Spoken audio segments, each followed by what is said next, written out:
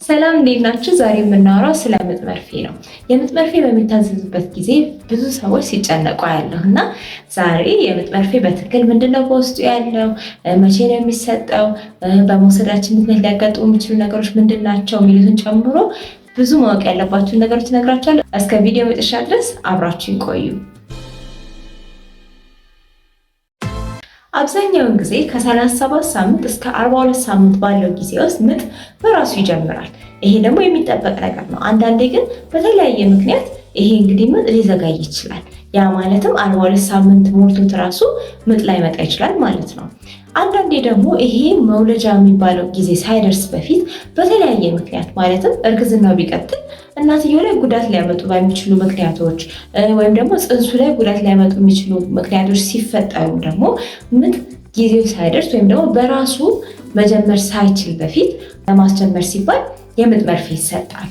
በዋነኝነት ይሄ የምጥ መርፌ እያለ የምንጠራው መድኃኒት በውስጡ ኦክሲቶሲን የተባለውን ሆርሞን ነው የሚይዘው። ይሄ ሆርሞን ደግሞ ምጥ በራሱ እንዲጀምር የሚያግዝ ሆርሞን፣ እንደውም ሰውነታችን ውስጥ የሚመረት ሆርሞን ነው። ስለዚህ ያ ሆርሞን በከፍተኛ ሁኔታ በሰውነታችን ውስጥ እንዲገኝ ሲደረግ ምጥ መጀመር ይችላል ማለት ነው።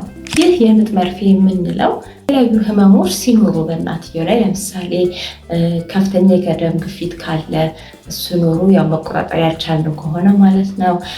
የስኳር ህመም ሲኖር እንዲሁም የተለያዩ ህመም አይነቶች ሲኖሩ የምጥ መርፌ ታዞላት እንድትወልድ ሊደረግ ይችላል። በነገራችን ላይ በተፈጥሯዊ መንገድ ምጥን እንዲመጣ ሊያግዙ ስለሚችሉ ነገሮች ዙሪያ የሰራሁት ቪዲዮ አለ። ካላያችሁት ሄዳችሁ ትመለከቱታላችሁ። ዛሬ ግን የምናወራው በሆስፒታል ላይ ወይም በጤና ተቋም ላይ ምጥ እንዲጀመር ስለሚደረግበት መንገድ ነው። የጤና ተቋማት ውስጥ በመድኃኒት ብቻ ሳይሆን ያለ መድኃኒት እርዳታ ምጥ እንዲጀመር የሚደረግባቸው ሂደቶች አሉ። ብዙ ሴቶች በምጥ መርፌ የሚመጣ ምጥ ምን አይነት ስሜት ሊኖረው ይችላል? ይለያሉ ከሌላ ጊዜ በራሱ በተፈጥሮ ከሚጀምረው ምጥ የሚል ጥያቄ በውስጣቸው ይፈጠራል። እንደ ማንኛውም ከተፈጥሯዊ ነገር ውጪ እንደሆነ ፕሮሲጀር ወይም ሕክምና ሂደት ይሄን የምጥ መርፌ መጠቀም አብሮ ተያይዞ ሊያመጡ የሚችሏቸው ወይም ሪስክ የምንላቸው ነገሮች ሊኖሩ ይችላሉ። ለምሳሌ የምናያቸው ነገሮች አሉ የምጥ መርፌን ከማስጀመራችን በፊት እና ያንን በደንብ ሳንመለከት የምጥ መርፌን ካስጀመርን አንዳንዴ የምጥ ሂደቱ በደንብ ሳይፋፋም ቀርቶ ነገር ግን ረጅም ጊዜ እንዲወስድ ሊያደርግ ይችላል። ልክ እንደ ማንኛውም ከተፈጥሯዊ ነገር ውጪ እንደሆነ ፕሮሲጀር ሁሉ የምጥ መርፌን መጠቀምም ራሱን የቻለ እንግዲህ የጎንዮሽ ጉዳቶች ሊበላቸው ወይም ደግሞ አብሮ ተያይዞ ሊያጋጥሙ የሚችሉ ነገሮች አሉ። ለምሳሌ የመጀመሪያው ነገር አንዳንዴ በተለያየ ምክንያት ማህፀን በደንብ ዝግጁ ሳይሆን በደንብ ሳይለሰልስ የምጥ መርፌ ከተሰጠ የምጥ ሂደቱ ረጅም እንዲሆን በትክክል ምጥም ደግሞ እንዳይሸጋገር ወደ ቀጣዩ ደረጃ ሊያደርግ ይችላል። ስለዚህ እንግዲህ ይሄ የሚነግረን ምንድን ነው? በደንብ በአስተውሎት የሚሰራ ነገር ነው። የጤና ባለሙያ እርዳታ ደግሞ የሚፈልግ ነገር ነው ማለት ነው። አንዳንዴ ደግሞ በጣም ሬር የሆነ ቢሆን የምጥ ጊዜ የሚፈጠረው ይሄ የማህፀን መኮማተር አንዳንዴ ለመድኃኒቱ የበለጠ ሴንሲቲቭ የሆኑ ሴቶች ላይ በጣም ከፍተኛ ሊሆንባቸው ይችላል። ቶሎ ቶሎ የሚፈጠር ሊሆን ይችላል። ስለዚህ ያም አንድ ሊያጋጥም የሚችል ነገር ነው። ያን ደግሞ ለማስተካከል እንግዲህ የምጥ መርፌው የሚሄደውን እናቆምና ከዛ በኋላ ፈሳሽ እንድታገኝ እናደርጋታለን። ከዛ ደግሞ ያው እረፍት እንድታደርግ ማድረግ ነው። ሊቀንስ ይችላል ማለት ነው ቁርጠቱ። ሌላው ሶስተኛ እንደ ሪስክ ተደርጎ ሊቀመጥ የሚችል ነገር ምን መሰላችሁ? የምጥ መርፌ ተሰጥቷት እንግዲህ የራሱ የሆነ ፕሮቶኮል አለው። አሰጣጡ ምን ያህል ነው የሚሰጠው ምናምን የሚለው ጋር ብዙ ዲቴል አልገባበትም፣ ምክንያቱም ይሄ ለባለሙያዎች ስላልሆነ ማለት ነው ይሄ ቪዲዮ።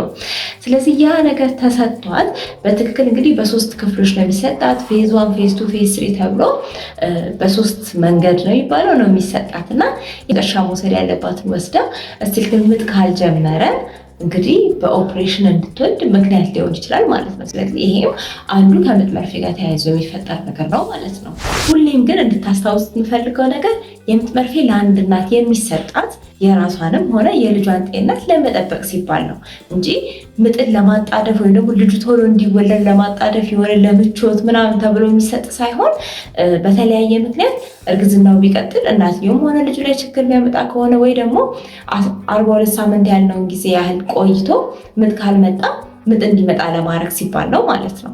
በተደጋጋሚ 42 ሳምንት እላችኋለሁ።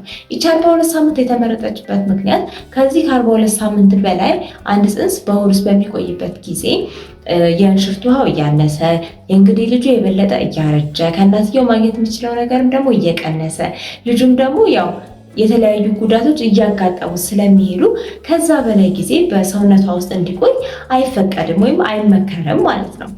በዚህ ጊዜ ደግሞ የምጥ መርፌ ሊሰጣት ይችላል። ዛሬ በምጥ መርፌ ዙሪያ ያዘጋጀሁላችሁ ቪዲዮ ይህን ይመስል ነበር። አይኗ አጠር ያለ ቪዲዮ ነው። ስለዚህ ምናልባት ጥያቄ ሊኖራችሁ ይችላል። ካላችሁ ደግሞ ኮመንት ላይ ያስቀምጡልኝ። በቀጣይ እንዲሰራ የምትፈልጉት ነገርም ካለ እንደተለመደው ኮመንት ላይ ያስቀምጡልኝ። ለማታውቁኝና አዲስ ለሆናችሁ እኔ ስሜ ረዴት እንዳለው ይባላል። በሙያ ሚድዋይፍ ነኝ። እማዛኔ ሰብስክራይብ ካላደረጋችሁ ሰብስክራይብ አድርጉ። ስለ እናቶች ስለ ህፃናት ጤና የምንወያይበት ምርጥ የሆነ ቻናል ነው። በነገራችን ላይ ከዚህ ቻናል በተጨማሪ በእነዚህ ፕላትፎርሞች ላይ ታገኙናላችሁ። ለዛሬ የነበረን ቆይታ ይህን ይመስል ነበር። በቀጣይ ቪዲዮ እስከምንገናኝ ድረስ ቻው ቻው።